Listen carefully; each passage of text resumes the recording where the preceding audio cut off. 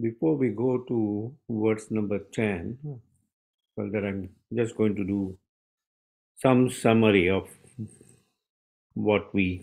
how we got to verse number 10. Hold on for a minute. Hello, where is my cursor?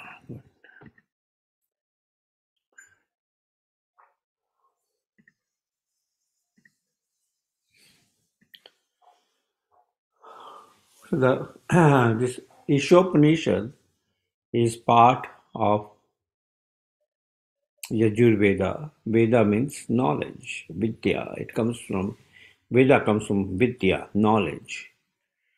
So it's part of Yajurveda. This very important scripture, Isopanishad, is there, which is comprising of these 18 verses, where the first 8 verses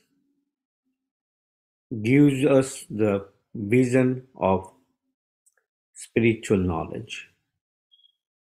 It starts with the invocation, Om Purnamada Purnam. Purnam is a very nice verse, which is the foundation of knowledge of the Supreme Person. The mantras 1 to 3 talks about practices for living entities. 4 and 5 mantras talks about the knowledge of the Supreme Person. And 6 to 8 is the knowledge and practice of spiritual vision. Then we come to this mantras 9 to 11, which gives us the guidelines for knowledge and guidelines for practice. And finally, 15 to 18 verse, where 15 to 16 talks about prayers for knowledge, and 17 to 18 talks about prayers for practice. Mantra 1 reveals our practice of accepting only our quota, Isha Vashamidam Sarvam, and engaging it in the Lord's service. And once we understand Mamai Vansho Jiva Loke, Jiva Bhuta Sanatana, that we are part and parcel of the Supreme Lord. And our perfection is when we use ourselves in the service of the Lord. We use ourselves in the service of the Lord. And when we get that knowledge of how to use ourselves in the service of the Lord, Mantra 2 describes about the rewards of such practices. And if we do not use ourselves in the service of the Lord and use ourselves in the service of our senses, and we get knowledge limited for our own sense gratification, Mantra 3 reveals punishment of negligence of such practice. Right. Our quota is given to serve the Lord, but we get punished if we just hold it for ourselves. Mantra 4 talks about the inconceivable Lord, that he cannot be approached by our limited means. Atha Sri Krishna Namadi na bhavet grayam indriyai. By our material blunt senses, we cannot get the Supreme Lord. Right? We cannot get the Supreme Lord. We cannot conceive about the Supreme Lord. He's inconceivable. Only by the process of devotional service, we can get the Supreme Lord. Mantra 5 talks about an illustration of his inconceivable potencies. It talks about an illustration of his inconceivable potencies. Yeah. Let me just answer this phone because of this devotee who is coming.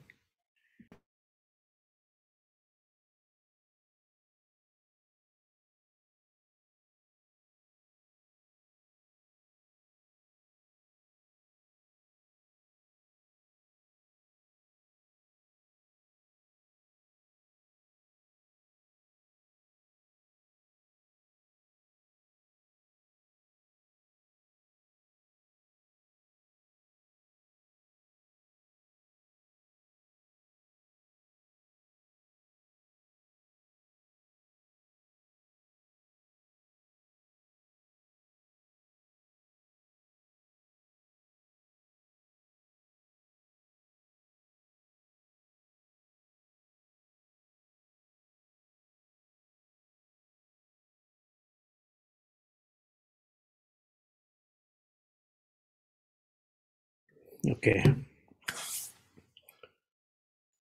So, by our limited means, we cannot understand the Supreme Lord who is inconceivable.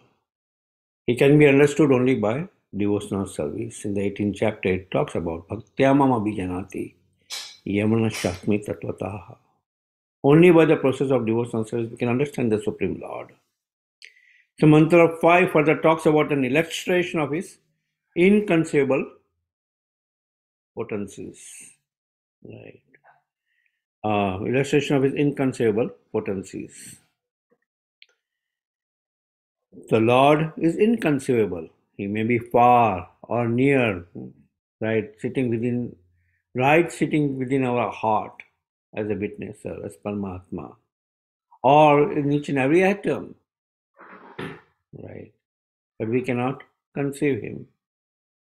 He is revealed to those who are dear, right? He is revealed to those who are dear.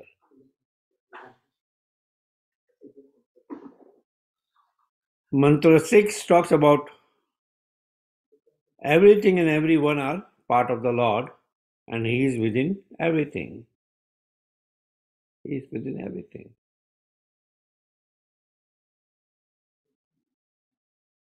7 talks about spiritually, everyone is the same as the Lord in quality and interest. Right? Qualitatively, we are one with the Supreme Lord. Quantitatively, we are different. We are also Satchidananda. Lord is also Satchidananda, full of eternality, full of knowledge, full of bliss. We are infinitesimal, Lord is infinite. And eighth verse talks about the transcendental Lord is fulfilling all our desires accordingly. Yetamam prapadante tam tataiva bhajamiyam. Depending upon our level of surrender, He reciprocates with us. In quality, we and the Lord are the same, but if we don't desire Him, we are to blame. Right? And now we'll come to this session, Mantra 9. Those who neglect spiritual knowledge enter into darkness. Right? The previous verse, then the verse of today's discussion, talks about those who neglect spiritual knowledge enter into darkness. Right. While today's verse will talk about what is the result from cultivating spiritual knowledge, and another simultaneously there will be a result for not cultivating spiritual knowledge but cultivating nations. Right. Cultivating nations. So must cultivate material and spiritual knowledge side by side. Right. Without knowledge of spiritual life, our material plans leads us to strive. And then we come to today's verse. The wise have explained that one result is derived from the culture of knowledge, and that a different result is obtained from the culture of nations. And we see in today's words, in the purport, Srila Prabhupada elaborates the 20 qualities described in the 13th chapter of Bhagavad Gita from 8th verse to 12th verse of how one should cultivate knowledge. One should culture knowledge in the following way, in 18 statements. Right? There are 20 qualities described in 8th to 12th verse of Bhagavad Gita. And Srila Prabhupada makes 18 statements from that 20 qualities. Let's read that 20 qualities and see how Srila Prabhupada has elaborated here.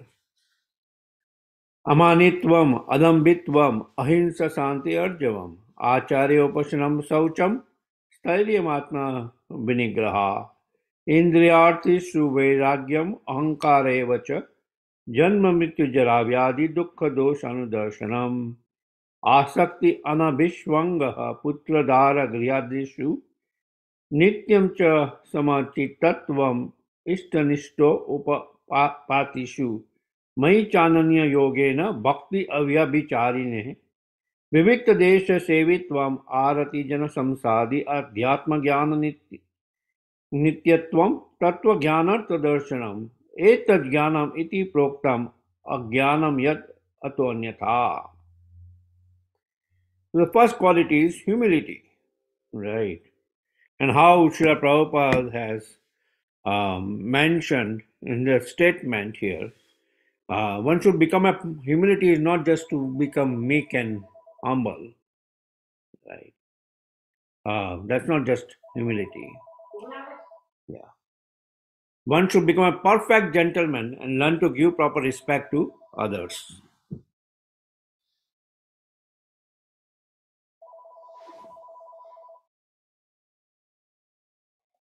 Yeah. One moment here.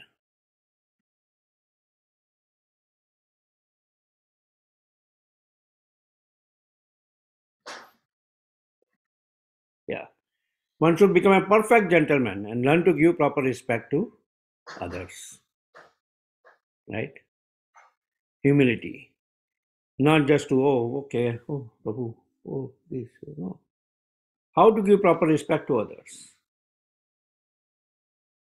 Right? How to give proper respect to others. Humility.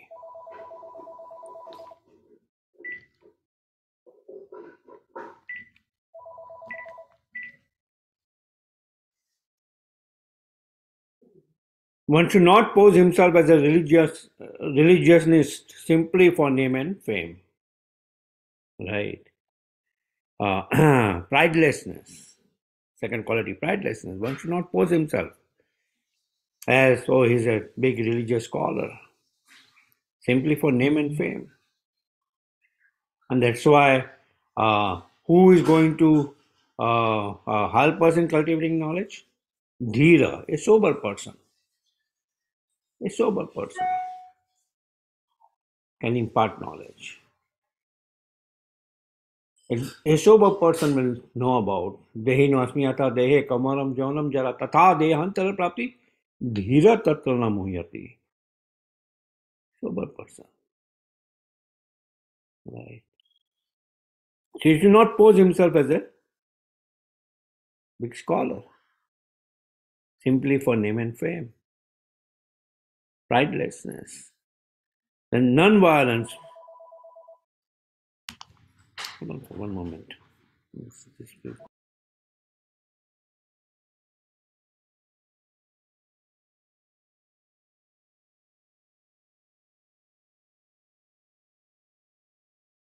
Yeah. One should not become a source of anxiety to others by the actions of his body. Right? One should not become a source of anxiety to others by the actions of his body, by the thoughts of his mind, or by his words. That's how ahimsa, non-violence, is defined as this statement. Not that non-violence says, okay, I'm not going to fight. Right? Not like that. But one should not become a source of anxiety to others. Right? He should not perform activities which becomes a source of anxiety to others. Right? Or by the thoughts of his mind, that others are always in anxiety. That, oh, how is that person thinking like this? Or even by his words. He should not make others fall in distress. Right? That they become discouraged just by the person's words. One should learn forbearance even in the face of provocation from others. right? That's tolerance, right? Tinadapi sunichena tarorapi saisuna. Amanitvam, tinadapi suni tarorapi saisuna. Being humbler than the blade of grass, being more tolerant than a tree, giving all respect to others without expecting respect in return. That is, one should learn forbearance even in the face of provocation from others.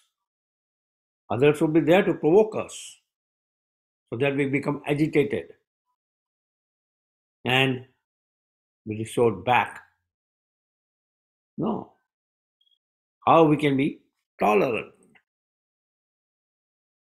One should learn to avoid duplicity in his dealings with others. Right? Simplicity. Now, the quality which is mentioned in the 13th chapter, 8 to 12th verse is simplicity, where Sri Prabhupada is elaborating here. One should learn to avoid duplicity in his dealings with others. No duplicity. Right? No duplicity. Be simple. Right? Lord is there within our heart as a witnesser, knowing each and every of our activity. Right? Knowing each and every of our activity, He is witnessing it. And in what mood we are carrying out that activity, that also Lord knows. Right? So we should be simple, not duplicitous. One should search out a bona fide spiritual master who can lead him gradually to the stage of spiritual realization. And one must submit himself to such a spiritual master, render him service, and ask relevant questions. Right? The quality mentioned approaching a bona fide spiritual master directly. Srila Prabhupada elaborates this statement from the 4th chapter, Tadvidi Pranipatena Pariprasana Seviya. Right. Upadhyakshantite Jnanam Jnanina Tattvadarshinaha. Right. One should search out a bona fide spiritual master who can lead him to the stage of spiritual realization. In a very humble mood, he should submit to the spiritual master submissively and inquire from him submissively and render service unto him. Right? And in that mood, ask relevant questions. Right. The 7th, in order to approach the platform of self-realization, one must follow the regulative principles enjoined in the revealed scriptures. Right. One of them is cleanliness. Right. The quality is cleanliness. Right. We follow these regulative principles. No illicit sex, no gambling, no intoxication, no meat eating. Ultimately, those regulative principles are there, right, to develop these good qualities: cleanliness, mercy, compassion, right? So, you know, uh, truthfulness. So those qualities manifest if we follow these negative principles. If we avoid these four, that is culturing knowledge, culturing spiritual knowledge, right? One must be fixed in the tenets of the revealed scriptures, steadiness. One should completely refrain from practices which are detrimental to the interest of self-realization, right?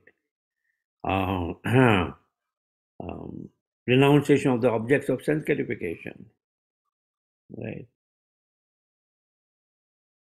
Otherwise, if we try to get knowledge just to increase our sense gratification, then we are just serving our senses. We are not serving the Supreme Lord. So that kind of knowledge where we just serve our senses, what our sense gratification is called nescience, culturing nescience, avidya, not vidya, knowledge. One should not accept more than he requires for the maintenance of his body. Right. um, Renunciation of the objects of sense gratification. One should not accept more than he requires for the maintenance of the body. One should not falsely identify himself with the gross material body, nor should one consider those who are related to his body to be his own. Right. In the 13th chapter, 8 to 12th verses mention the perception uh, of the evil of birth, death, old age, and disease, and detachment, freedom from entanglement with children, wife, home, and the rest. Right. One should not falsely identify himself with the gross material body. Right. Our false identification with the gross material body leads us to um, take birth in this material world. Right. False ego. False ego means false identification that we are the body.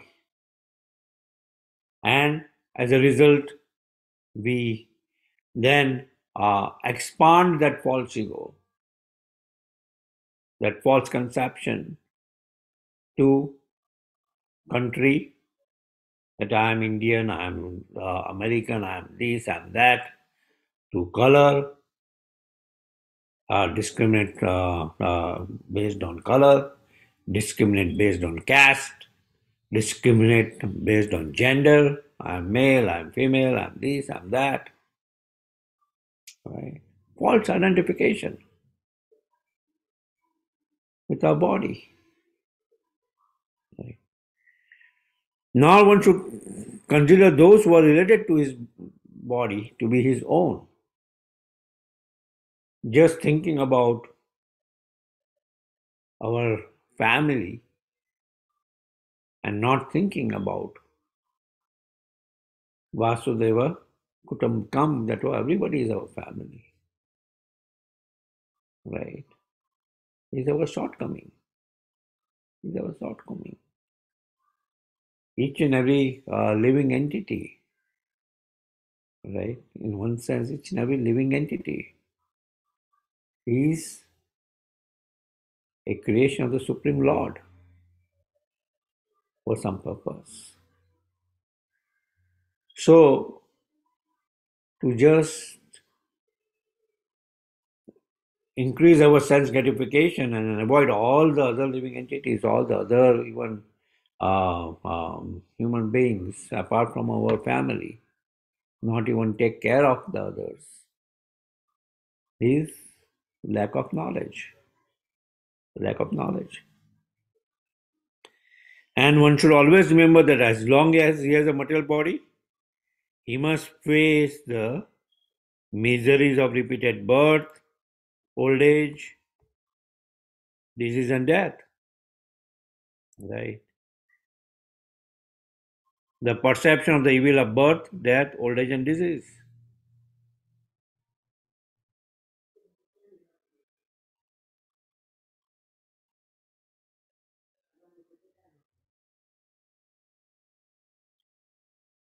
There is no use in making plans to get rid of these miseries of the material body. The base course is to find out the means by which one may regain his spiritual identity. Right.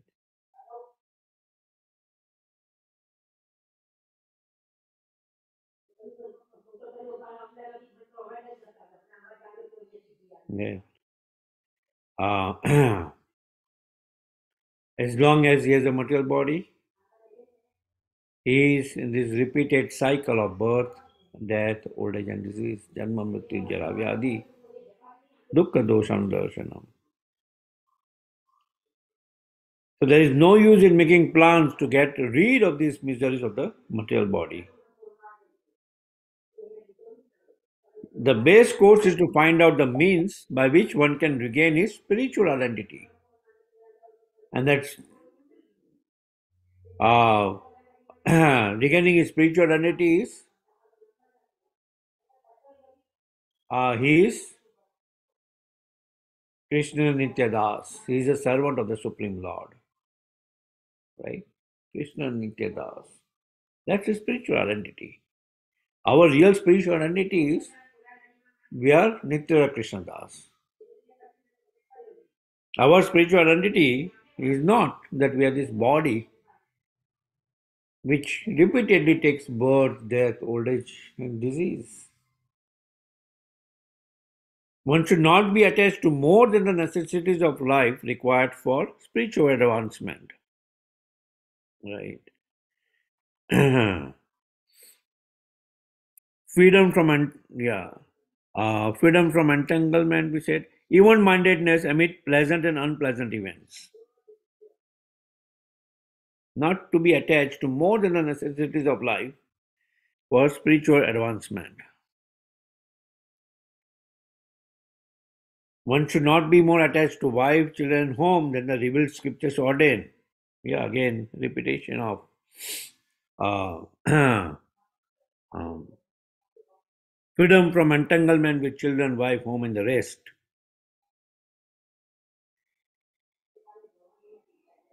Right. One should not be happy or distressed over desirables and undesirables. One should not be happy or distressed over desirables and undesirables, knowing that such feelings are just created by the mind. Right? Matra spashadu kaunteya shitosna sukha dukkadaha. Right? Happiness or distress are like summer and winter seasons. They arise due to sense perception. Right? They arise due to sense perception. They are created by the mind, by our identification with the body. Those who are situated in self-realization and fixing themselves in the service of the Lord are not bothered by summer or winter seasons. Right? They don't identify themselves with the body. So even in summer they are fixed in devotional service, even in winter they are fixed in devotional service. And as a result, they are equipoised in happiness or distress. Right? Equipoised in happiness or distress. Because happiness or distress are material in one sense. When our senses are satisfied, we become happy. When they are not satisfied, we become distressed. But when a person uses his senses in the service of the Lord, Rishikesha, Rishikesha, Sevanam Bhakti Uttamam, right? Using his senses, engaging his senses in the service of the Lord, who is Rishikesha, right? The master of all senses, he is completely in bliss. Right? One should become an unalloyed devotee of the personality of Godhead Sri Krishna and serve him with rapt attention. Right? Unalloyed devotee of the Lord with rapt attention. Right? Constant and unalloyed devotion to me. Right? Unalloyed devotee of the personality of Godhead Sri Krishna and serve him with rapt attention. We see Prahlad Maharaj. We have an example. We chant these Narsingha prayers every day. Right? Prayers of Prahlad Maharaj. Completely rapt in attention, serving the Supreme Lord, in chanting his prayers amidst all adversities. Right? He's unalloyed devotee of the personality of Godhead and always serving him with rapt attention. Right? Not becoming careless in our devotional service, but serving him with rapt attention. One should develop a liking for residence in a secluded place with a calm and quiet atmosphere, favorable for spiritual culture. And one should avoid congested places where non-devotees congregate. Right? Aspiring to live in a solitary place, like the quality which is mentioned in the 13th chapter. Aspiring to live in a solitary place, Srila Prabhupada expands it. One should develop a liking for residence in a secluded place with a calm and quiet atmosphere, favorable for spiritual culture. Simple living, high thinking. Right? Srila Prabhupada gave that logo, simple living, high thinking. Favorable atmosphere, which calm and quiet atmosphere, favorable for spiritual culture. And avoid congested places where non-devotees congregate. Devotees go just for preaching at times to distribute books, but otherwise they avoid congested places where non-devotees congregate. Right? They like spiritual places in the association of devotees. Right? In the association of devotees, where the chanting of the holy name goes on, where the kirtan goes on, where Krishna Katha is being discussed. One should become a scientist or philosopher and conduct research into spiritual knowledge, recognizing that spiritual knowledge is permanent, whereas material knowledge ends with the death of the body. Right. Detachment from the general mass of people, which is also, we talked about avoid congested places where non-devotees congregate, accepting the importance of self-realization, and philosophical search for the absolute truth, which is covered in the 18th statement. You should become a scientist or philosopher and conduct research into spiritual knowledge.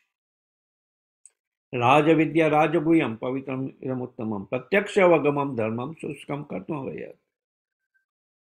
This knowledge of devotional service is Raja Vidya, is the king of all knowledge.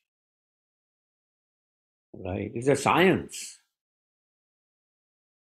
It's not just mental sentiment, it's a science. So you should become a scientist or philosopher and conduct research into spiritual knowledge. Right? Recognizing that spiritual knowledge is permanent. Material knowledge is temporary, asat, and it ends with the death of the body. Right? So these 18 items combine to form a gradual process by which real knowledge can be developed. We can culture knowledge, real knowledge, by cultivating these 18 items. Except for this, such a bold statement Srila Prabhupada makes, except for this, all other methods are considered to be in the category of nescience. All other methods except these 18 statements or the 20 qualities discussed in the 13th chapter 8 to 12th words, all other qualities are ignorance, nescience. Srila Bhaktivinoda Thakur, as we are celebrating today his disappearance day, a great Acharya maintained that all forms of material knowledge are merely external features of the illusory energy. All forms of material knowledge are merely external features of the illusory energy, and that by culturing them, one becomes no better than an ass. He becomes no better than an ass. I was reading this in the morning and then I was going to work, and as soon as I started my car, I said, oh, Bhaktivinoda Thakur mentions this, this is no better than an ass. And so I will go kara, I'm here, trying to do my ass work, going to work. Right. But if that remains my only occupation, then I'm no better than an ass. So I will go kara. Right? So I will go kara.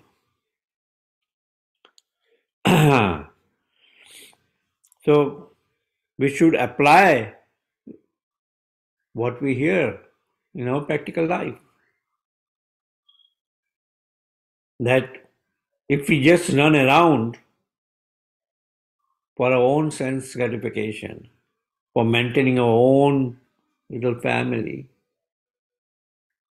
then none different. Instead of a four-legged animal, two-legged animal. Ahara nidra bhayamaithunam. Just thinking about eating, sleeping, mating, defending. Even an animal can do that. What is distinct in human form of life? He can inquire about dharma. And one who does not inquire about dharma, Mahabharata talks about that is no different than an animal.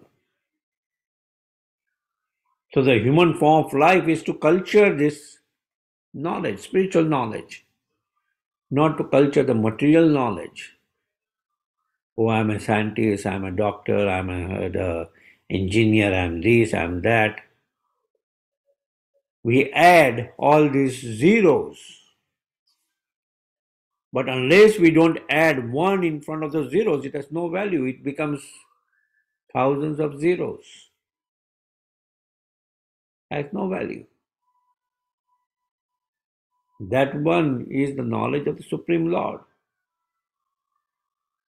Right? It's the knowledge of the Supreme Lord. So the same principle is found here in Isopanishad. By advancement of material knowledge, modern man is simply being converted into an S. Some materialistic politicians and spiritual guys decry the present system of civilization as satanic. But unfortunately, they do not care about the culture of real knowledge as it is described in the Bhagavad Gita. Thus, they cannot change the satanic situation. In the modern society, even a boy thinks himself self-sufficient and pays no respect to elderly men. Right? Sarabha was resonating to what he's saying around that in modern society, a boy thinks himself as self-sufficient and pays no respect to elderly men. Right? The elderly man, okay, now it's maybe my father, mother, okay, they're become elderly, so they're just giving me problem. They are impeding my sense gratification, my extended family,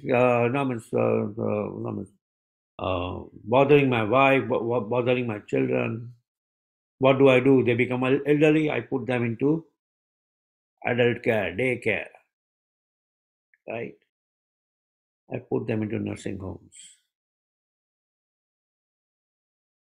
No,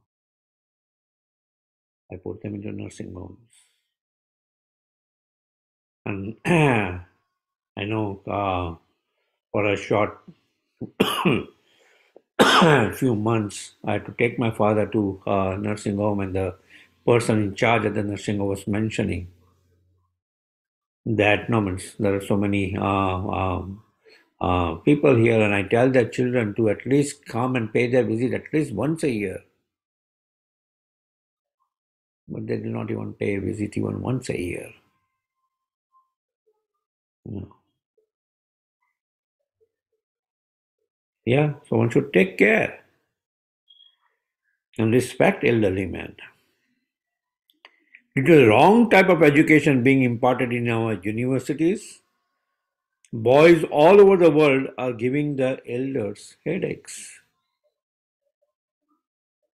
They just think that, oh, this upadhi I got, this knowledge which I'm getting, material knowledge, is the right kind of knowledge. Now I have a lot of qualification that I can disrespect elders. And thus they give a lot of headaches to the elders. So Isopanishad very strongly warns that the culture of nations, right, is different from that of knowledge. There are these two paths: culture of knowledge, where we talked about these 18 statements or 20 qualities, and then culture of nations, material knowledge, right? The universities are, so to speak, centers of nations only. If they cannot talk about God, if they cannot bring us closer to God, they are nothing but centers of nations only. Consequently, scientists are busy discovering lethal weapons to wipe out the existence of other countries. University students today are not given instructions in the regulatory principles of brahmacharya or celibate life, nor do they have any faith in any scripture injunctions. Religious principles are taught for the sake of name and fame only and not for the sake of practical action. Even in, say, some universities, if some religious topics are taught, they are taught only for the sake of practical, only for the sake of name and fame, not for any practical action. Right. Thus, there is animosity not only in social and political fields, but in the field of religion as well. Not in only social and political fields, but also in the field of religion. Right? Man-made religion. I am this, I am that, and isms, forming schisms, divisions among people. Nationalism has developed in different parts of the world due to the cultivation of nations by the general people.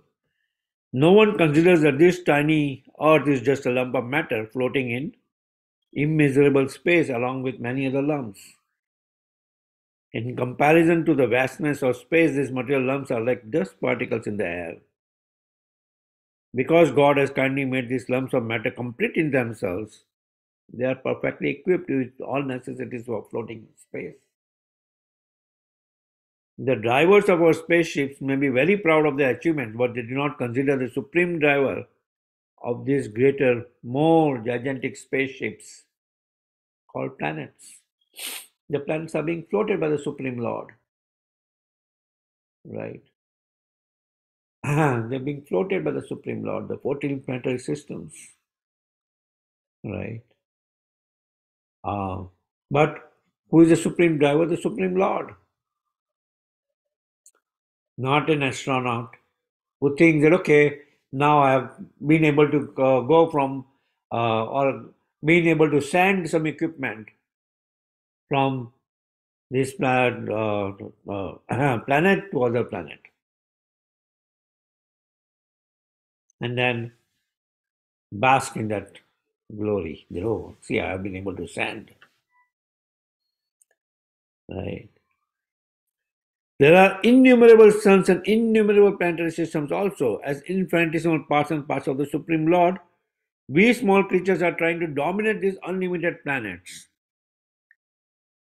And because we spend our knowledge only in dominating these unlimited planets, we take repeated birth and death and are generally frustrated by old age and disease. The span of human life is scheduled for about 100 years, although it is gradually decreasing to 20 or 30 years. Right? 100 years is the average life span in Kali Yuga. But we see it is gradually decreasing right in front of us. Thanks to the culture of nations, befooled men have created their own nations within these planets in order to grasp sense enjoyment more effectively for these few years. Such foolish people drop various plans to render national demarcations perfectly, a task that is totally impossible. Yet for this purpose, each and every nation has become a source of anxiety for others. More than 50% of a nation's energy is devoted to defense measures and thus spoiled. No one cares for the cultivation of real knowledge. Yet people are falsely proud of being advanced in both material and spiritual knowledge. The Sri Isopanishad warns us of this faulty type of education, and the Bhagavad Gita gives instructions as to the development of real knowledge. So this mantra states the instructions of Vidya must be acquired from a Dhira. A Dhira is one who is not disturbed by material illusion No one can be undisturbed unless he is perfectly spiritually realized, at which time one neither hankers nor laments for anything. A Dhira realizes that the material body and mind he has acquired by chance through material association are but foreign elements, therefore he simply makes the best use of a bad bargain. So only a Dhira, a sober person, right, can impart is steadfast in spiritual realization, can impart knowledge, right? Not a person who is puffed up in material education. The material body and mind are bad bargains for the spiritual living entity. The living entity has actual functions in the living spiritual world, but this material world is dead. As long as the living spiritual sparks manipulate the dead lumps of matter, the dead world appears to be a living world. Actually, it is the living souls, a part and parcel of the supreme living being who move the world. The Dhiras have come to know all these facts by hearing them from superior authorities and have realized this knowledge by the following regulative principles. Right. An Adhira, one who has not undergone the training of a Dhira, cannot be an instructive leader. Modern politicians who pose themselves as Dhiras are actually Adhiras, and when one cannot expect perfect knowledge from them. They are simply busy seeing to their own remuneration in dollars and cents. How then can they lead the mass of people to the right path of self realization? Thus, one must hear submissively from a Dhira in order to attain actual education. Right? When the transcendental message and regulative principles come down from the spiritual master to the disciple, such knowledge does not come in the hazardous way of nascent education. One can become a Dhira only by submissively hearing from a bona fide spiritual master. Right? Only by submissively hearing from a bona fide spiritual master. Just like Arjuna, for example, became a Dhira by submissively hearing from Lord Krishna, the personality of God in himself. Thus, the perfect disciple must be like Arjuna, and the spiritual master must be as good as the Lord himself. This is the process of learning Vidya, knowledge, from the Dhira, the undisturbed. Such a wonderful purport which has everything included in it with so much clarity. The culture of knowledge and culture of nescience, Vidya and Avidya. The real knowledge is the knowledge of the Supreme Person,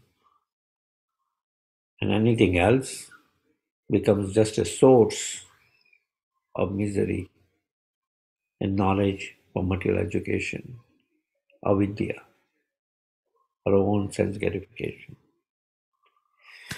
Okay, are there any questions or discussions?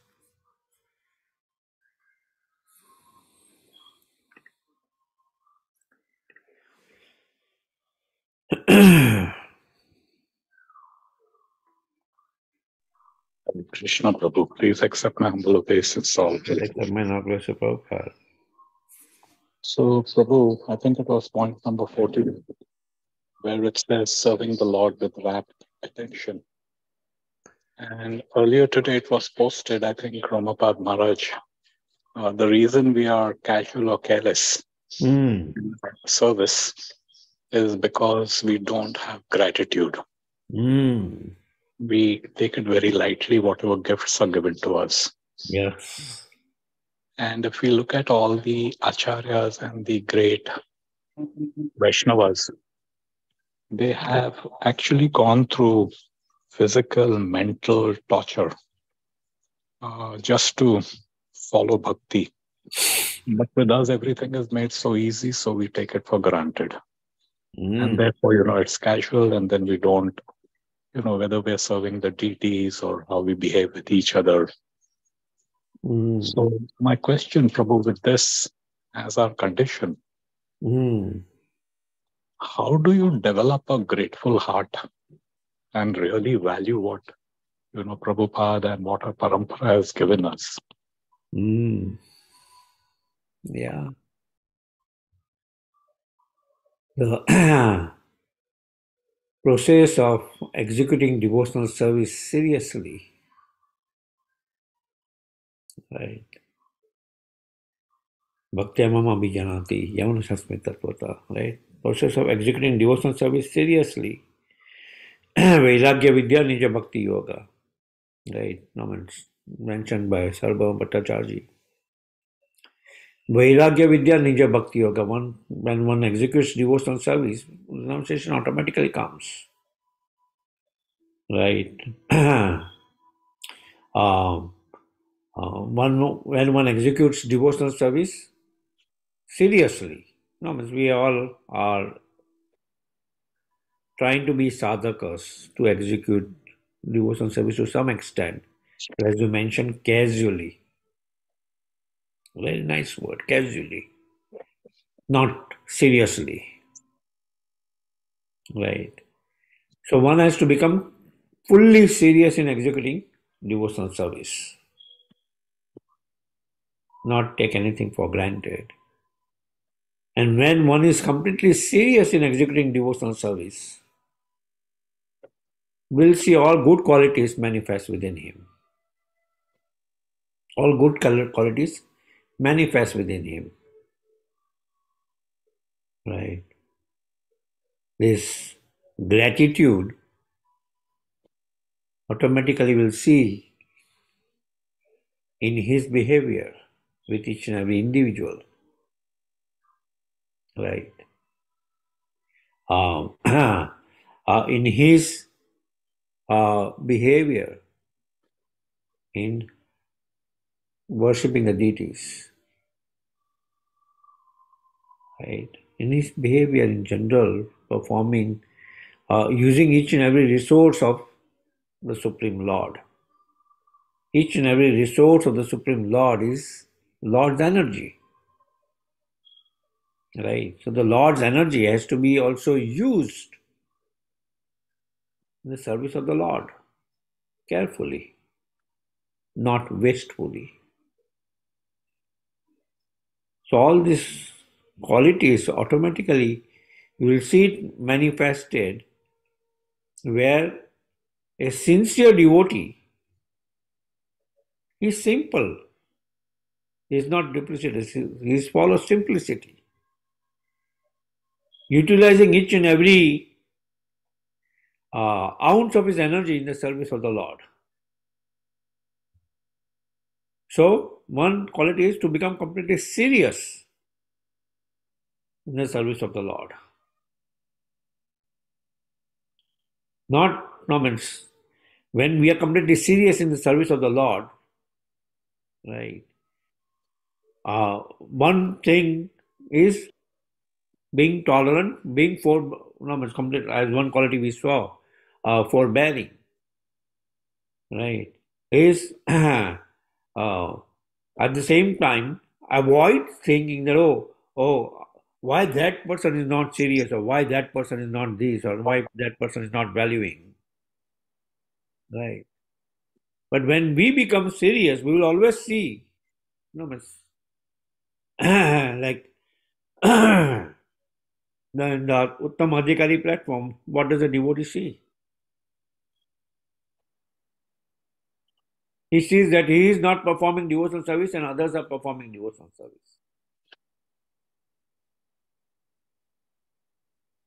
In our neophyte platform, Kanishta stage, we see, we are like given special people.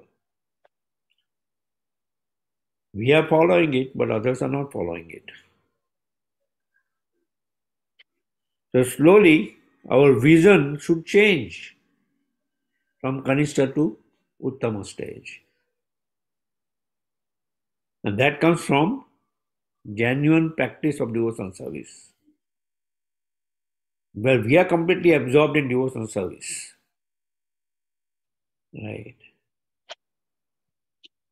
And when we are completely absorbed in devotional service at the Madhyama stage, okay, now means those who are uh, our surroundings, we may make some discrimination. We may tell neophyte carefully of how to gradually follow devotional service, or for sake of establishing principles, be strict about certain things, or no, means ensure that things are not wasted or we are wasteful of things. Right? So, no, it's a gradual process of casual devotional service to sincere devotional service. And the quality mentioned here is with rapt attention. And nicely mentioned, yeah, I was also pondering on the point in the post of Prabhupada Maharaj's lecture of sincere gratitude. Sincere gratitude of each and every individual who helps us develop, um, brings us more closer to the Supreme Lord, right? And not just thinking about us, right? Or me, thinking about how I can help others, right? Paropakar, not that, oh, my sadhana, my this, my that, my that. You know, otherwise, that also ultimately leads us, like in the previous words, nice points are mentioned about, okay, one is avidya, nescience, right? Nescience, knowledge of material knowledge for sense gratification is harmful, but more harmful than the knowledge of material education is uh, incomplete knowledge of even religious activities. And then we proclaim ourselves as religious leaders, and we create a bigger havoc, right? That's duplicitous um, religious following. And now Dhanamna Janamna Sundarim, Mahaprabhu mentions. But we think about increasing our number of followers, increasing our hoarding our wealth, and ultimately, what would happen? It will increase our propensity for enjoying our senses. Right? Is that okay, Amitabh? Yeah, Prabhu. Thank you.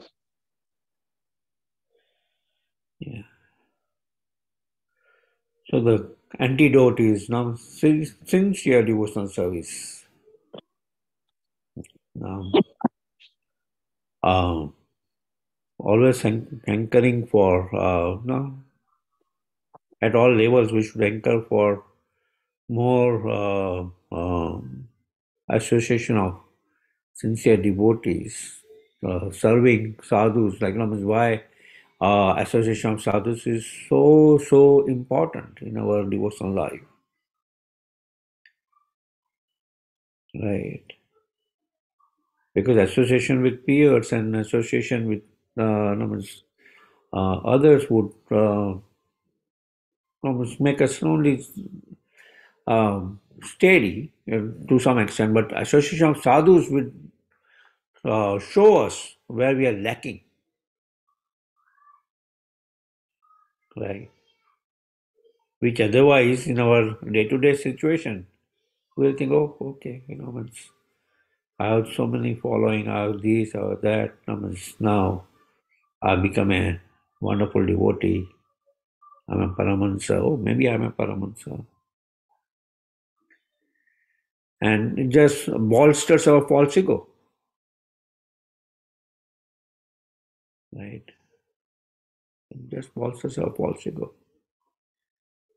But association of sadhu, who, like Vidur Maharaj, we see, is mentioned to Dhritarashtra, why you are still living in family life. You are eating remnants of food cooked by Bhima, who has killed your 99 sons, right? And you are still living in the palace, right? So sometimes we need a kick to make us realize that, hey, no,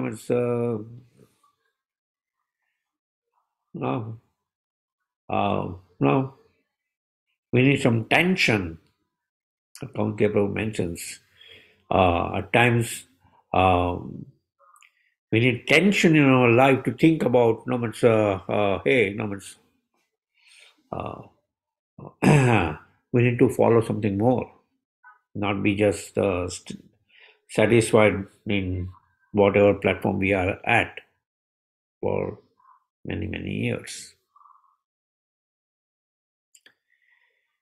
Devotional service is dynamic.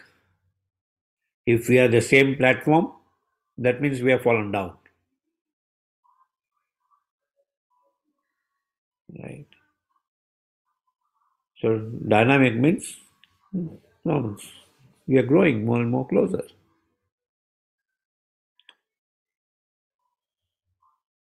Yeah. Any other reflection or discussion?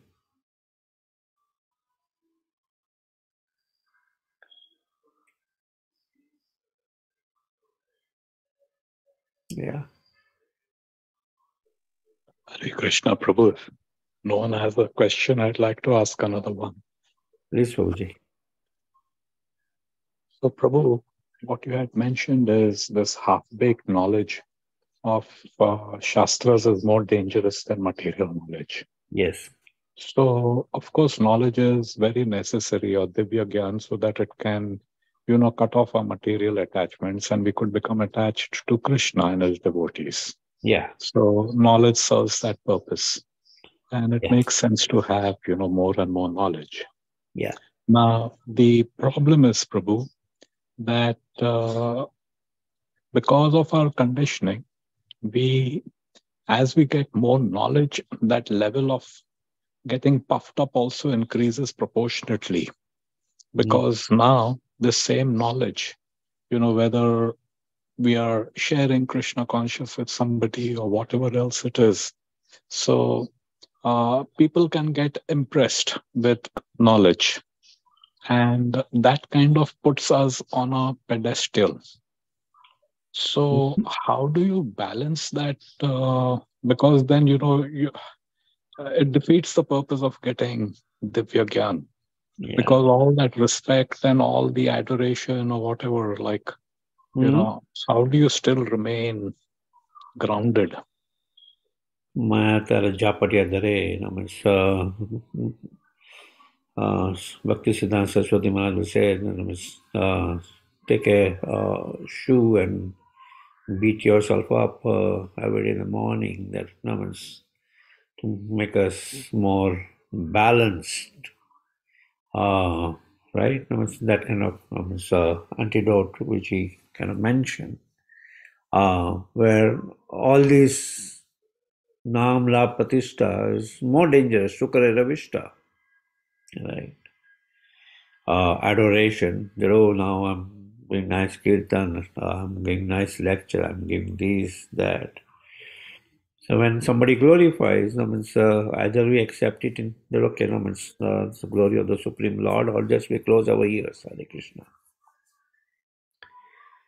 Right? Because we are practicing devotional service, and more we engage ourselves in devotional service. Right? We do not allow our mind which is very wicked if not used in service of the Lord, to who, ultimately this adoration and all those kind of things gets up into our mind, right? So instead we detail our mind always in service of the Lord, always think about more and more service, right? More and more service, where it is not, the moment mind tells, oh, नहीं आज का कोटा हो गया, I did, because of me this thing happened. No, no. So, that's why it's important that we stay grounded. We stay grounded at each and every point. Right.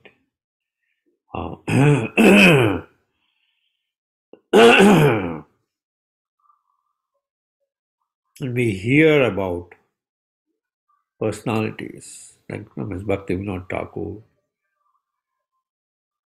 or our Goswamis. They're so grounded, right? They're so advanced but grounded. The author of Chaitanya Charitamrita, Krishnadas Kaviraj Goswami, is mentioning is that I am like a worm in the stool. The worm comes out of the stool and again it's trying to go back into the stool. I'm like a worm in the stool. This is the author of Chaitanya Charitamrita, right? Mentioning that. Grounded. And it was just not a lip service or something. It's a realization coming from the heart. Where he always thinks himself that, oh, I'm not doing anything. The Lord somehow is using me in his service. Right?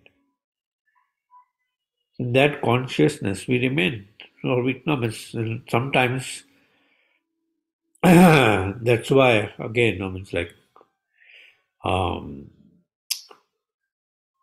seniors association of sadhus is very important to make us feel. Otherwise, say, oh, okay, I'm guiding, I'm doing this, I'm giving instructions to people. So even at a very advanced stage, why they hanker for association of sadhus, so that they remain also grounded, right? They remain grounded. So, yeah, when I'm around serving my spiritual master, I kind of see how I'm filled with faults, right? I'm filled with faults. Otherwise, times it will make us, when we don't have that association or we don't hanker for that association, then, makes us feel that, oh, the situation I am in is like, some pakka devotee. Right. So we should always think of that, okay, how, okay, right now I've been able to engage this much time, how can I engage? Satatam Kirtanamam. 24 hours, I can just think about the Lord. Not and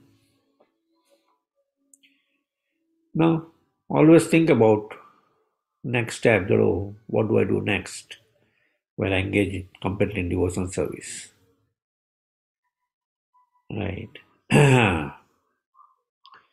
How can I train myself so that I remain focused in devotional service? Sometimes mind will tell us, oh, no, this is not, this is not good, oh, this is not good, this is not good. Change happens from us. How do I change myself to always serve the Supreme Lord? Yeah. Is that okay? Thanks, Prabhu. Thank you. Krishna, thank you very much for asking these wonderful questions which uh, reflects internally within us.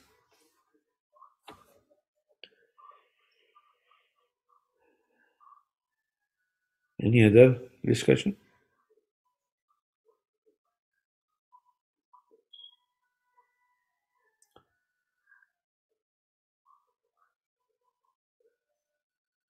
Shameshwar Prabhu? Yeah. Thank you so much for the wonderful section.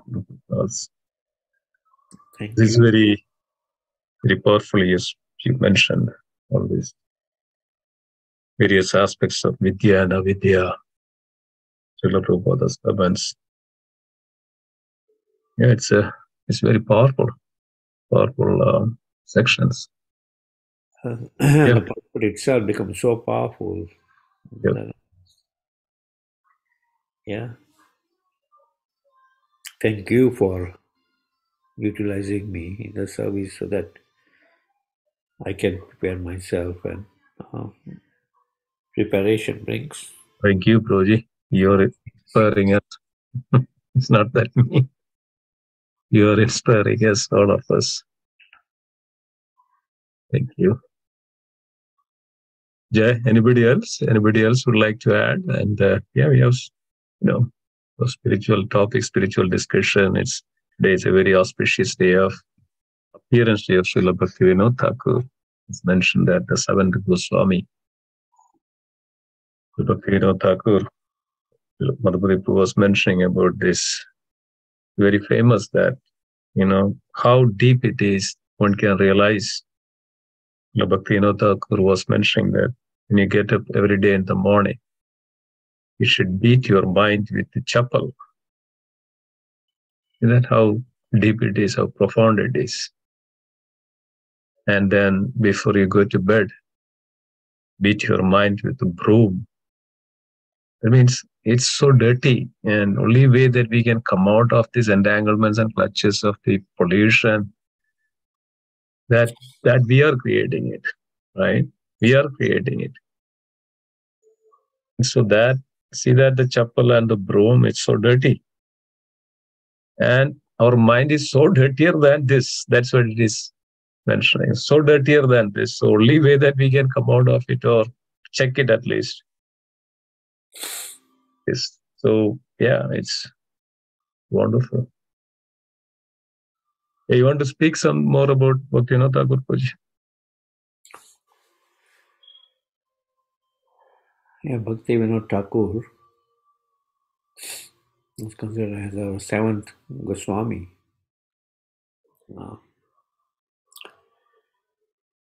Srila Prabhupada, our founder Acharya, his spiritual master is Bhakti Siddhanta Saraswati Maharaj.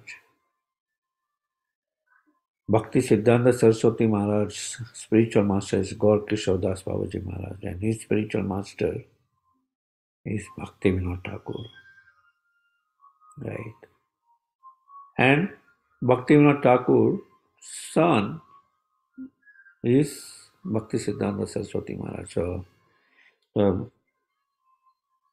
Bhakti Siddhanta Saraswati Maharaj was the son of Bhaktivinoda Thakur. Bhaktivinoda Thakur guided him, take to Gaur Kishore Das Babaji Maharaj, who was his Siksha disciple.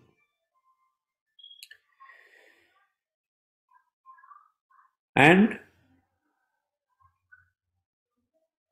just as most of us, many around us are grastas, Bhaktivinoda Thakur was also a householder, but completely absorbed in the service of the Lord while maintaining his family life. He was a very advanced, highly qualified judge, right?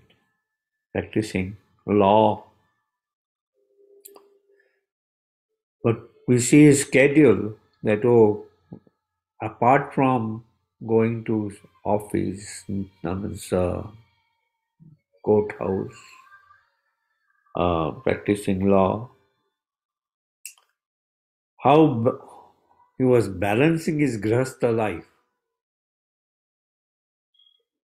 by increasing, completely being focused in serving the Lord.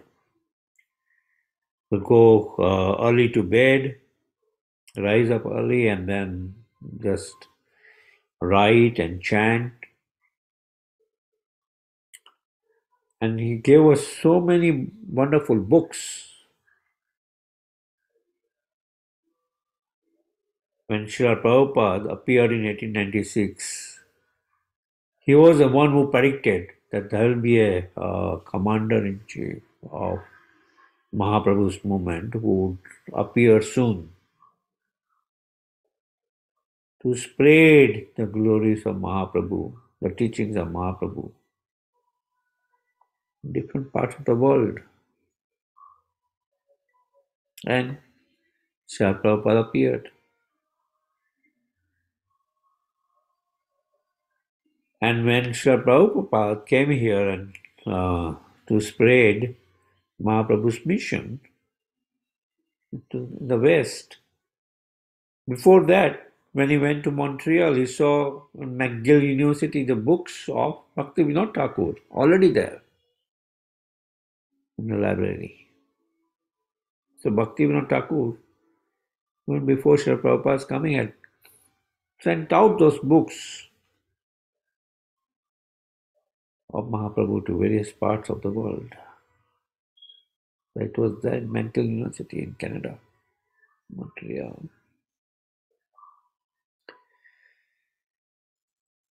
Right. We see Bhaktivinoda Thakur and Bhagavati Devi giving birth to Brahmins. They had like 10 plus sons, and of that, one was Bhakti Siddhanta Saraswati. Right. And right on Grant Road, there's one house where we'll stay apart from being in Mayapur. He was the one again who, over the years, Mahaprabhu's birthplace was lost. Right, Mahaprabhu appeared in 1492 time frame, and he appeared for 40 plus years, and after that, unmanifest his Leela. But then there was a big gap, right? When Bhaktivinoda Thakur appeared in 18th century, 1850s or something, and early 1900s, where we see that on the other side of river Jalangi, which is a tributary of Ganges, which is there in Mayapur, was his house, and from that he could see that here every day there is some light coming. And he did research and he found out that could be possibly the birthplace of Mahaprabhu. So he went there and excavated that place, right, to further also confirm his prediction that or his judgment, this could be the birthplace of Mahaprabhu. He took his spiritual master, who at that time, Jagannath Das Babaji Maharaj, was 120 plus years, so hardly could walk. So he took him in the basket to the birthplace of Mahaprabhu, right? Who at that time was, had become very uh, isolated place with so many, other wild bushes and everything. And as soon as they were the birthplace of Mahaprabhu, the spiritual master Jagannath Das Babaji Maharaj, who would hardly walk, was in the basket. He jumped out of the basket and started dancing. That, this is the place, this is the place, this is the place.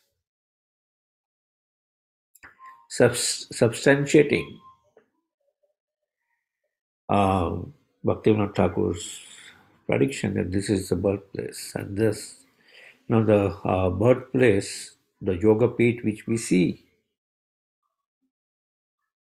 which otherwise had become unmanifested, is manifested by Bhaktivinoda Thakur's endeavor. Right? He could see the light on the other side of River Jalangi. Right? So, his contributions are very, very valuable. We sing before Bhagavatam class, Jai Radha Madhav, Kunja Bihari. He wrote that bhajan. Jai Radha Madhav, Kunja Bihari, and many other bhajans. Right. And such wonderful bhajans and wonderful books, commentary on Bhakti Aloka, or the Nectar of Instruction, and many other books, precepts of teachings of Chaitanya Mahaprabhu. And so Jaiva Dharma, right? So Bhaktivinoda Thakur ki jai. Yeah, it was so nice. Nectar. Yeah. Yep.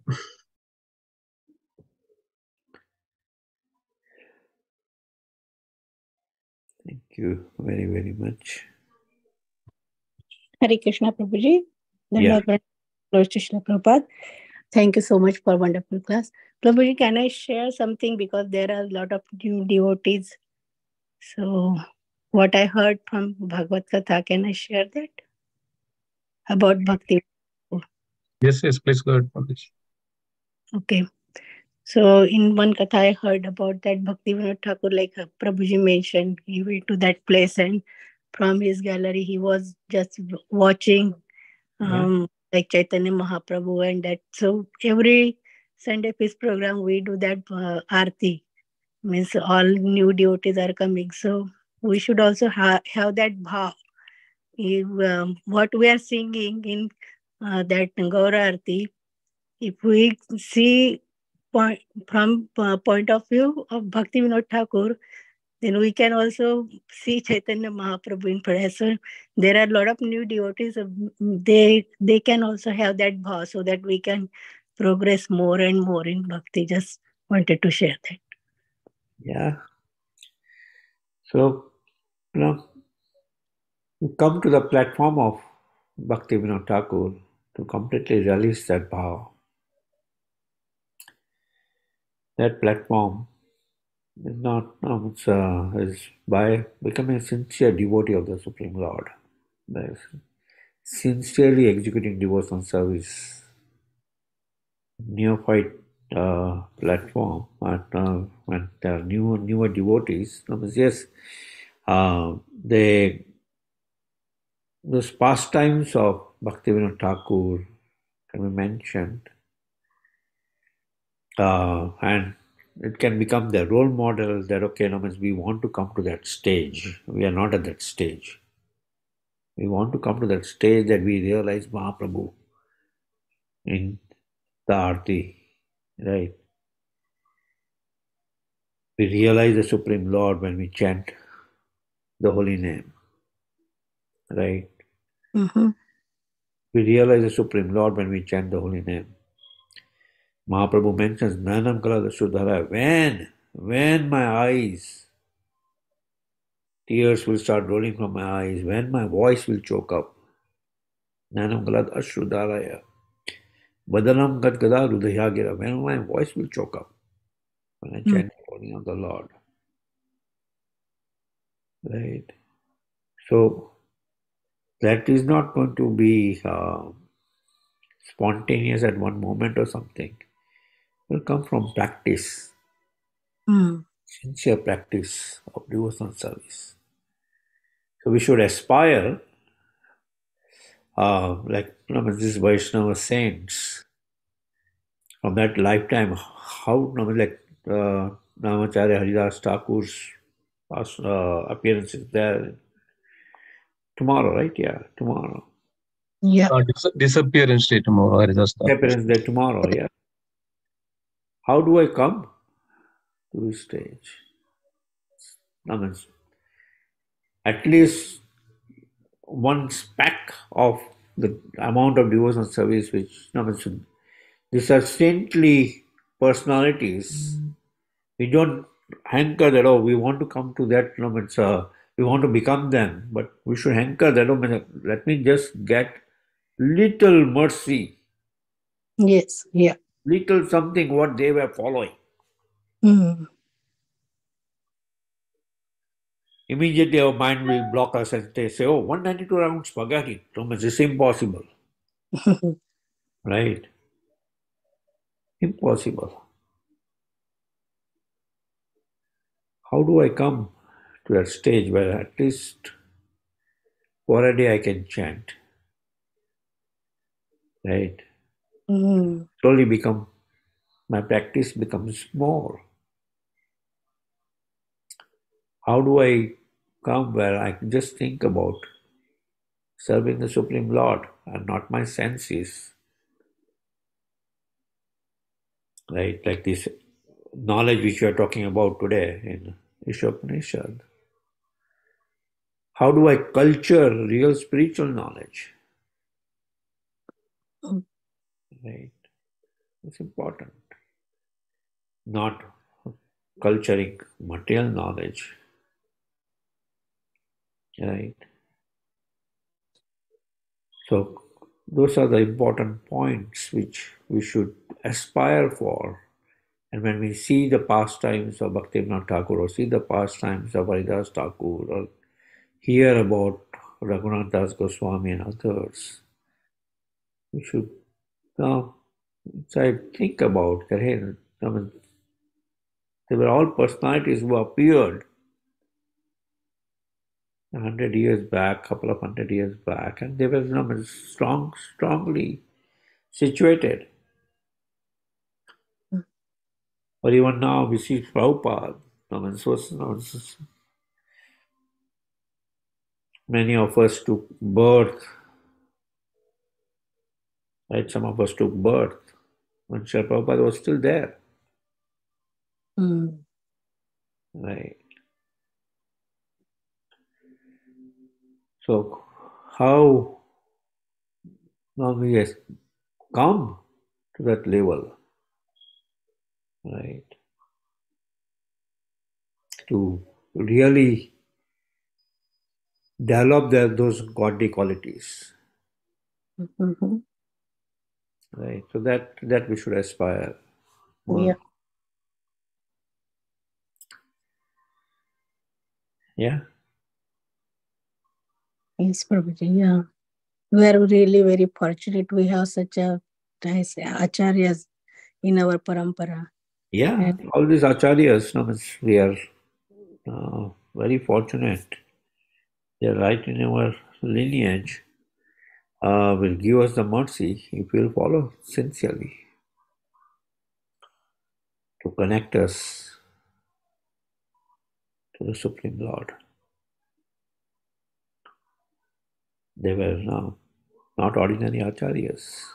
They were manjaris, many of them were manjaris, assistants of the gopis serving Srimati Radharani. Yeah. Yeah, Prabhuji. Thank you so much. Thank you. Hari.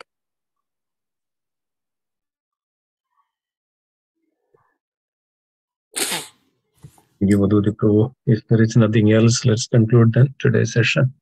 Yeah. Okay. Vancha kalpatarubhascha kripa sindhu bhayavacha patitanam pavanebhayo vaishnavibhyo Namaste ki jai. Isopanishad ki jai, Srila Prabhupada ki jai, Ki jai. Jai. Surya Prabhupada, Hari Hari. Yes. Thank you so much, Madhupati Prabhuji. Thank you. Hare Krishna. Hare Krishna. Just quickly, on the Friday, tomorrow is Srila Haridas Thakur's disappearance day, and Friday, most important day of the Bhadra Purnima. And as we all know that, the appearance day of Srimad Bhagavatam. Srila Vyasadeva compiled Srimad Bhagavatam on this day, and it's very auspicious, and Bhadra Purnima, Bhadra means auspiciousness. And in any way that we engage in the devotional services, especially is mentioned that in the Srimad Bhagavatam, one who donates, one who gives us a gift, one who distributes Srimad Bhagavatam on this day on a golden throne, he can attain the abode of the Supreme Lord. No matter what he done, no matter what situation he is, but the Supreme Lord will make sure that such devotees attain the lotus feet of the Lord. It's very important, dear devotees, somewhere or other, please try that. Think about a person in your life that you can give this to that person on this day. So this is the way, as Prabhuji mentioned, that not just thinking for ourselves.